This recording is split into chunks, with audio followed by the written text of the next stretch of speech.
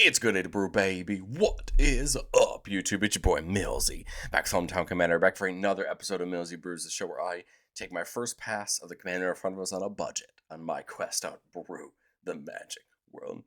You know the motto, baby. It's ABB, always be brewing, and that's what we're back to do today. The deck list is going to be down in the description for you below. As well as I'd really appreciate it if you could interact with the video, like, comment, subscribe, do all that YouTube stuff. I should appreciate it. But today, we're in the middle of celebrating Precon week, and today we're doing our brew for the head of the counterintelligence precon Inspirit flagship vessel. Remember that with the release of Edge of Eternities, all legendary spacecraft that have a power and toughness on at least one of their boxes is allowed to be your commander. So Inspirit is a legal commander for the deck. A 3-mana Jeskai spacecraft with station. Remember, we could tap another creature we control to put charge counters on this spacecraft equal to its power, and only do that sorcery speed. And then as soon as it hits 8+, it's a creature. On 1-up, beginning of combat on our turn, we can put our choice of a counter or a possible counter on a creature or 2 charge counters on another artifact. Sorry, the counter plus counter can still only go on an artifact as well. And then on 8-up, you get flying, and then all their artifacts you control have hexproof and indestructible. I really like that ability. It's going to really help us protect our artifacts, because the whole goal of our deck is to get artifacts down that really either care about charge counters or care about counters in general, and then proliferate with some things we have in the deck, as well as our alternate commander from the deck as well. But I want to say a quick thank you to the channel members. Thank you so much for supporting the channel. And if you're interested in seeing all our videos just a teeny bit early for just $1 a month, consider checking it out down below. We have a lot of things in the deck that care about charge counters, and since Inspirit can hand them out, I think it's something we can care about. Astral Cornucopia comes in with X charge counters on it and taps for a mana of X mana of any color, where X is the number of charge counters on it, which is pretty cool. Of course, the more we add to it, the more mana we get out of it. Darksteel Reactor presents a win con for us. Beginning of our upkeep, we can put a charge counter on it, and then if it has 20 more counters on it, we win the game. So that's pretty cool, allowing us to either put counters on it with Inspirit and then proliferate up. Everflowing Chalice, very similar to the Cornucopia, but instead of tapping for colored mana, it just taps for colorless mana, and it can be kicked to come in with multiple charge counters as well. Whereas Astral just comes in by paying the X. Gavel the Righteous gives a creature a buff for each charge counter on it. And as long as it has 4 more counters on it, the creature has double strike. Can be pretty fun and allow a creature to get pretty big. Insight Engine can tap to put charge counters on itself, then draw for each charge counter on it. So we can definitely make this into a nice draw engine for us, drawing cards. Lux Artillery gives all of our artifacts, all of our artifact creatures Sunburst, so that they enter with a counter on it, a plus counter for each color of mana spent to cast it. And beginning of our end step, if there are 30 more counters among all of our artifacts and creatures, it deals 10 damage to each opponent. It can be pretty easy to do if we can get it down, spreading counters out and doing all the things, and just start doming our opponents every turn. Lux Cannon, we could tap it to put a charge counter on it. Remember, the really nice thing about Inspirit is that we don't have to, because it can do it for us, but we can tap it to remove 3 charge counters from it to destroy any permanent, which is pretty cool. Magistrate's Scepter, 4 and tap to put a charge counter on it. We can remove 3 counters from it to take an extra turn. So not a bad target for those charge counters. And if we could start proliferating or get more on it, then we could start taking extra turns and just amassing our value. Pentad Prism gets a charge counter on it for each color of mana spent to cast it, and we can remove a charge counter from it to add a mana of any color. We can do this multiple times as long as we have enough charge counters. So again, not a bad spot for Inspirit to put those charge counters to get some mana out of it. Solar Array gives our next artifact spell we cast this turn Sunburst, so either a counter on it for each color spent to cast it if it's a creature, or charge counters if it's not. Really useful. And the big thing to remember is that when you're stationing your spacecraft, those are charge counters as well. So the Sunburst is really helpful for that. A couple more spacecraft, the new Eternity Elevator, a 5-mana dork that taps for 3. But if we station it all the way up to 20, it can add X men of any one color where X is the number of counters on it. This is a huge ability, and if you can get it up there, it can just create massive amounts of mana. And then Uthros Research Craft.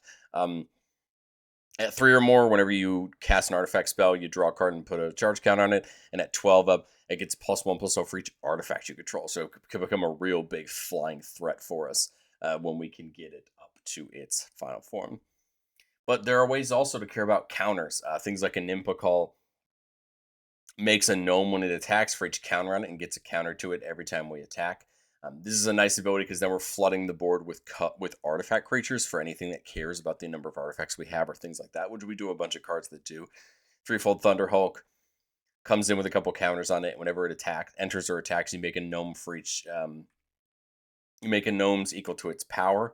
You can sacrifice other artifacts to put counters on it, but otherwise, it's just one of those things that can make us these little artifact tokens that can be helpful for us. And then Resourceful Defense, whenever a permanent we control leaves the battlefield, if it had counters on it, we could put those counters on target permanent you control, so we can kind of move them around. And then for 5 mana, we can move any number of counters from a permanent to another permanent we control if we need to, right? Whether it's moving charge counters or +1/+1 counters. This is a really nice ability. I like that it lets us move it at the time that it leaves the battlefield, which could be potentially useful depending on what situations we get ourselves in, and just gives us some upside there for our things leaving. Kind of like, think about this as an Ozolith, but instead of caring about creatures, you get to care about any permanent, which is important for us. But we have things that just straight up care about artifacts. Alibou gives all of our other artifact creatures haste, and whenever one or more artifact creatures we control attack, it deals X damage to any target, and use Scry X, where X is the number of tapped artifacts you control. Could potentially dome right an opponent for 8, 10, 12, and then take a big Scry and see what's coming up and kind of load up your draws. Cryptothrall can give all of our other artifact creatures hexproof. This is great once we station all of our spacecraft up to being creatures, because then we can protect them, right?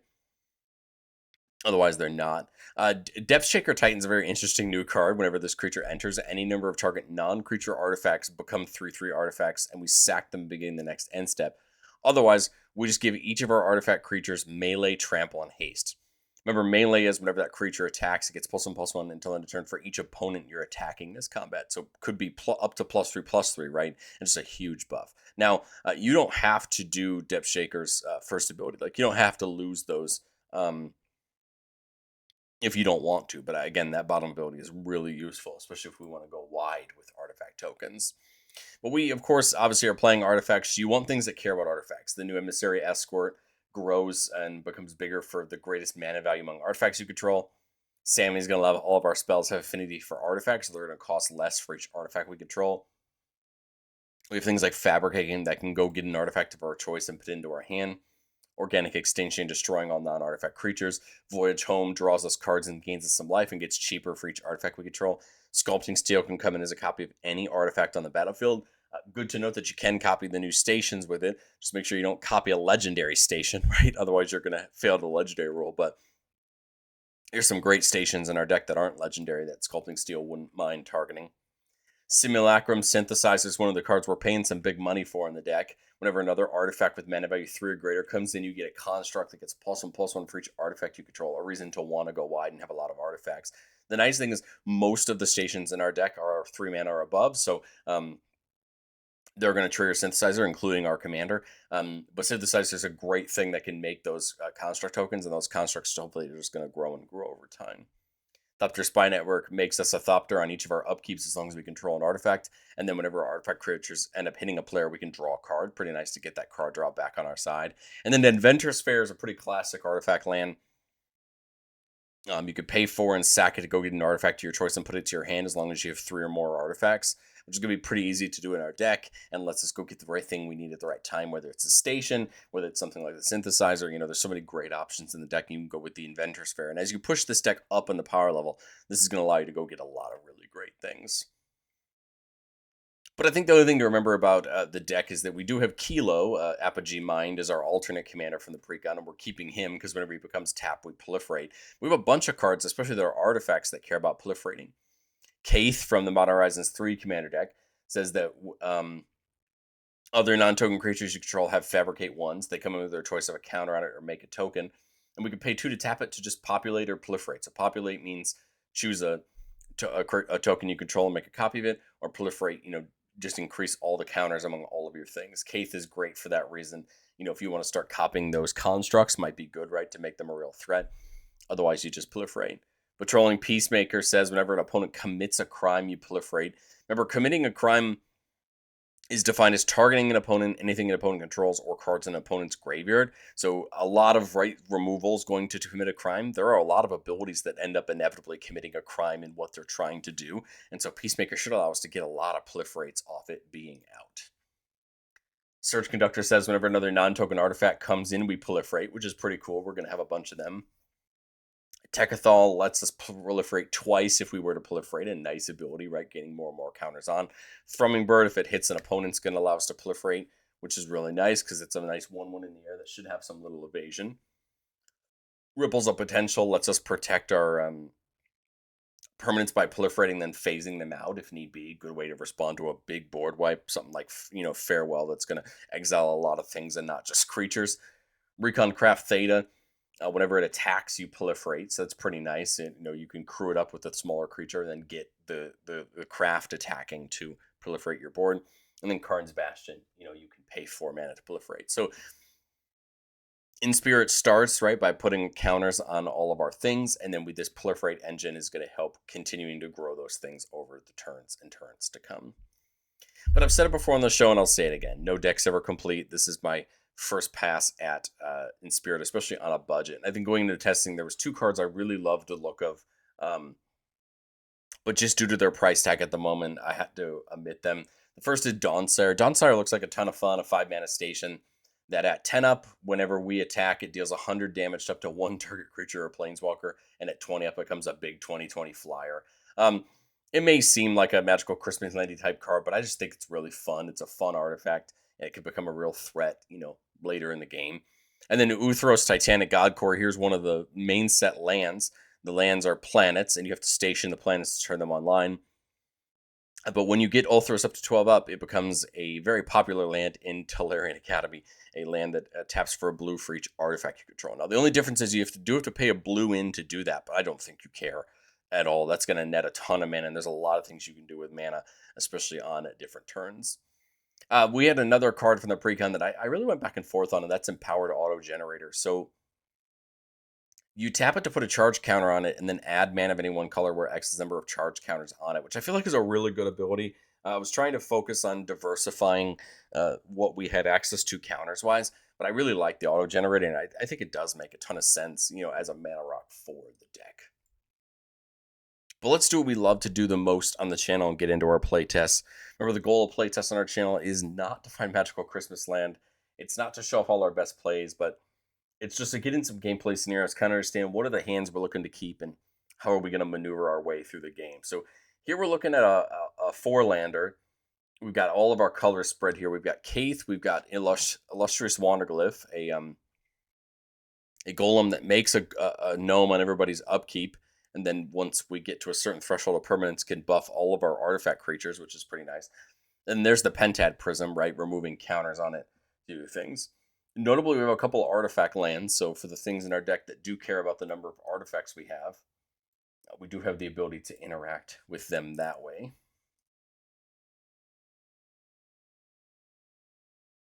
I was going to say, if I do this, I can Prism probably for 2 would be my guess.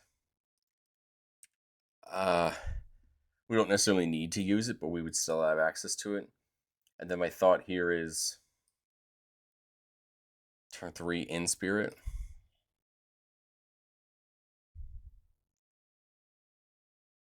We have to find a way to station it up, but that's okay. We can do that. Now my thought is, I guess we could also do it with Thrumming Bird. I would say, do we take the land in here and take the turn off? Or do we go like Island into Kaith and use Kaith to, right, station Inspirit? Inspirit, I think, makes the most sense to put it onto the Prism. Because remember, Inspirit can't put the counters on itself, right? So I kind of like putting it on the Pentad Prism. That way we now have access to 4 extra mana. We could use it there if need be. My thought here is, use one of it to get the Inspirit, or the Illustrious Wanderglyph now. Now Kaith's going to go off, so when it comes in, we can either put a counter on the Wanderglyph or get a servo token. I mean, we're at 7-9 permanents right now, so if we take the servo, I mean, it's going to give +2/+2 to all of our artifact creatures.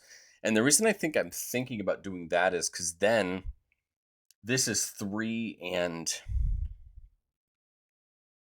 5, so this could turn Inspirit on right now, is my thought. Now it's a creature, gives out the hexproof, and it can get attacking this turn. We could use the rest of the mana for something like, you know, on the Pentad Prism, because I think it's where we're putting the counters probably anyway with Inspirit. I mean, I guess we could put a counter on like Wanderglyph, but I think I'd probably just want to put them on Prism, and then, maybe we play something like Thrumming Bird, after combat to do that. I think I like the idea of just putting a counter on it so that way it can proliferate its own counter right when it hits our opponents. And then now coming into our next turn, the Thunderhawk looks really fun. So as long as nobody's dealt with the Wanderglyph, we come back with 4 gnomes. One of them we made this turn. That's not going to have haste. Depth Shaker Titan could be a ton of fun as well. Basically, give all of these melee and trample. They're already 3/3s with the Depth Shaker. They'd be 6/6s, so they'd be pretty tough to deal with. And then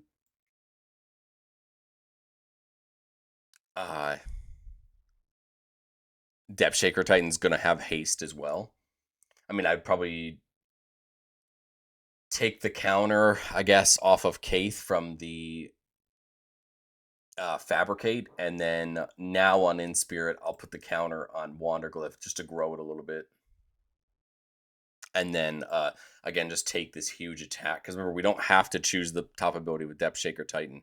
Now all these have Trample and Haste, and that buff. Inspirit's going to be an 8/8, right? So it's going to be with the melee, so it's going to be hitting pretty hard. And then Thrummbird's just going to come through and proliferate the counters, right, on all of these. And I think we're in good shape. Next turn, we run Threefold Thunderhawk out, and we get to do basically the same thing. It comes in with the counters. We give it the extra counter with Kaith, so it's going to come in with 4 counters, make the 4 gnomes. And then the 4 gnomes are going to get the benefit of the Titan, and I think we're just in great shape on that one. Let's get into playtest number 2 here. Keeping a 4-lander with that Insight Engine for the draw. There's the Peacemaker, and then Resourceful Defense. We've got all 3 of our colors. We've got some nice ways to draw. Bury to Ruin is a nice way to potentially help get lands back in case something happens. There is a Stridehanger Automaton, a really fun one. If you'd make a token, you make a token plus a Thopter. So that's a pretty fun ability if we see some things that want to make tokens. Otherwise, I think we're just on Inspirit here. Turn 4, I like the Peacemaker. I like the Stridehanger. My thought is this comes in with a couple counters, and then we're going to immediately use it to station. Because remember, you can station with a creature that doesn't have haste, because Inspirit is the one allowing it to tap, so it's going to get around Summoning Sickness. And I think I would just put the counter on the patrol. Now I would imagine we're going to pick up a counter or 2 on proliferating. I mean, there's no way to know that for sure based on what your opponents are doing, but I'd have a tough time believing we don't pick up at least one crime right over the course of our opponents' things. So love the idea of something like Insight Engine. I want to play something like Resourceful Defense, but if somebody tries to take out something like Inspirit, I want something to put the counters onto. So even something like Moxite Refinery could do that. The other fun part about the Refinery is we could take counters off of the Peacemaker and put them onto Inspirit if we wanted to make it a creature. But I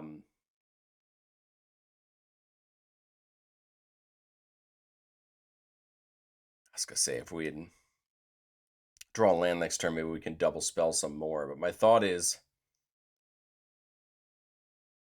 I mean, I could Resourceful Defense, leave up Counterspell, right? And then if somebody managed to put another crime, we could just turn Inspirit on, right? I think otherwise, let's just say someone did for the purposes of this, we turn Inspirit on, right? Get him attacking, put the counter on the Peacemaker. And then we come back to our turn. We would have loved to have seen another land there, but we did leave up the Counterspell, right? Just in case somebody had something we need to get rid of. We could start the Insight Engine drawing, go into combat, put the 2 counters on it with Inspirit, right? Take our attacks. And then main 2, pay the 2 mana to put the counter on it and draw 3. I was hoping we'd get a land so we didn't just completely lose out. That's okay. We used all of our mana, but I think that's perfectly fine.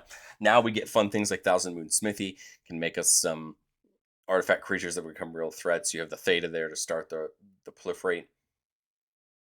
Otherwise, we just want to get things down and find ways to get counters on them, right? Which I think the Moxite Refinery could help us with, moving charge counters into +1/+1 counters. Or the Moxite Refineries could just move +1/+1 counters from Peacemaker onto another creature. But otherwise, now we see, well, there's something like the Reactor. That's pretty great. That's another thing we might want to get some counters on.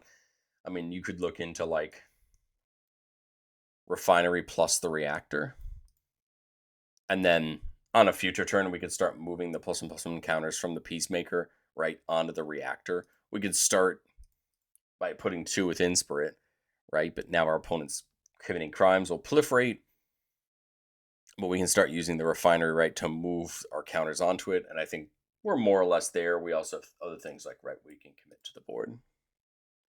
Let's get into another playtest here. Keeping a 4-lander with Dispatch. That Escort, right, growing for the highest level of the mana value artifact we control, and then the Gavel. So not a terrible start. It's not great, but it's not terrible. Turn 2, we can get that Escort down. And then my thought is turn 3, get the Inspirit down. And then it becomes a 3/4, so we can turn Inspirit online. Put that counter, right, on the Escort. So that way it grows a little bit bigger. Burns Bastion here on turn 4. We see Bronze Guardian, a way to start protecting our artifacts. Prologue to Freesis is a way to give everybody a poison counter, making proliferating, right, a little bit more fun. We could get the Gavel up a couple counters, right? So my thought is maybe the Pentad Prism for 2, right, with Sunburst, and then get the Gavel down. Have Inspirit give them to the Gavel, right, so that it can start growing a creature. The Escort could attack. I mean, it's a 4/5 right now. Or main 2, we just have it tapped to, get Inspirit most of the way there. This turn, love the idea of getting the Gavel onto the Escort to grow it. Or we can just commit to, getting something like Bronze Guardian in to start protecting our artifacts with that ward too. Tap either of them, probably the Bronze Guardian to turn Inspirit on. Right, we do have more mana from the Prism that we could use to protect the board, so I think I would put the charge counters on that. And then attack with, Emissary, Escort, and the Inspirit. Again, we have 2 mana here, so we can hold up, or we have 4 mana, so we can hold up this protection or the removal. And that seems like we're in pretty great shape. Remember, Bronze Guardian's giving out the ward too, and eventually it's going to be a nice attacker, right? It's number of artifacts, not highest mana value like Escort. So Bronze Guardian is a 5/6/5 right now, which is pretty good. So we come back to our turn. The Gavel feels pretty good to attach, right? Especially to something like Inspirit, since it's in the air, right? And we could pay 3, or we can just remove a counter from it. Either way, I don't think it really matters. Because again, I can just take the I just realized that this should be probably up. It'll be up to 4 this turn. But we can always take we can always put, like, my thought is put the charge counters here. But I guess we could put the charge counters on Gavel, because it has double strike now, so it's at 9. So it actually makes more sense to put them here, because now it's at 11 with double strike, right? So now it's a commander damage threat, right, to our opponents. We've got these pieces sitting back or attacking, depending, because, right, it has double strike since it has 4 more counters. We've still got the mana on the Prism to protect, and I think we're just in good shape on this playtest. We've seen the right pieces down at the right times. We've got a way to completely protect the board. We can protect 4 out of these 5 permanents. and just phase them out. If somebody does wipe the board, I think we're willing to give up the Bronze Guardian to allow the ripples to protect everything else. If we didn't need to get the, if we didn't, or if we attacked the same person we attacked last time, we could have used his trigger to, or we could use the Inspirit's trigger to put the counter on Bronze Guardian. Then ripples would have fully protected the board. But I think threatening the commander damage makes a little bit more sense there. We've got one protection. Remember, they phase out until our turn. So they would phase out until our turn, basically keeping them protected until we come back to our turn, right? And then have another turn of just having Inspirit hit really hard. These guys are both still hitting pretty hard, and we can continue to commit to that board. But let's do one more playtest. We got time. Here we're keeping a 3-lander with that that Pentad Prism. There's the reactor. Hangerback Walker has counters on it. When it dies, you make a Thopter for each counter on it. And then there's the Eternity Elevator. So a pretty interesting start. I was going to say we're down one of our colors. Hopefully the Spire can help us with that. This means this Pentad should come down with 2, pretty much, right? We should be able to find another color that our opponents have that we don't have to get the Pentad down with it. Again, if one of our opponents has red, I think it's a pretty easy, just like Deserted Beach plus Inspirit, right? If one of our opponents doesn't have red, I think I go for the Peacemaker, right? And then just get a couple counters on it and go to Proliferate. But I kind of like the world where we have that. No creature, right? So I can't get it to station up, which is completely fine. But now, right, we're unlocking more value. We could get, like Peacemaker plus Sculpting Steel if we wanted to, for like multiple of them, to really just like double Proliferate and start really growing our counters. I think that's kind of fun. We'd have to give up a counter from the Prism. No, we'd have to give up both. So maybe we go through combat. Right? Get this up. Get them here. Then remove the 2. Right? And then now play the Sculpting Steel on the Peacemaker. So now we've got 2 of them potentially, right? Chance to start proliferating. I think I'd probably just station the Inspirit again. And then we come to our turn. Hopefully we proliferated. I mean, there's no way to know for sure, right? Because of the law of that. But let's say we proliferated once, which would be double, right? Because of their abilities. Let's say we just proliferated once at minimum. I'm thinking going for the Elevator this turn, where it just taps for 3 automatically. Hangerback would be 3. This would make it 2, but it would give us the opportunity to... Yeah, my thought is go down 1 here just to have this come in with 2 counters. Now we can proliferate them potentially with the Peacemakers.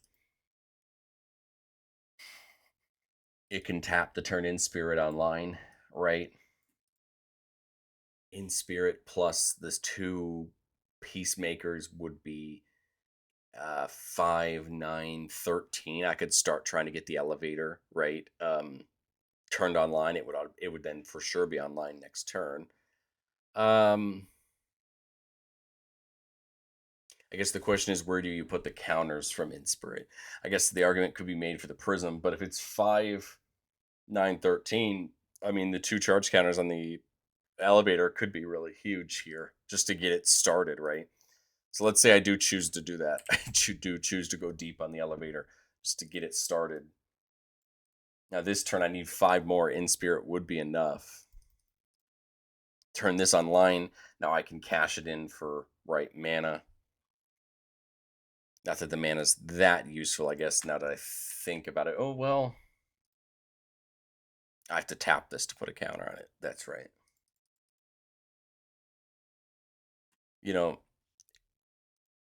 What I would guess here is we probably won't need to, because I'm sure people are going to be committing crimes to get these all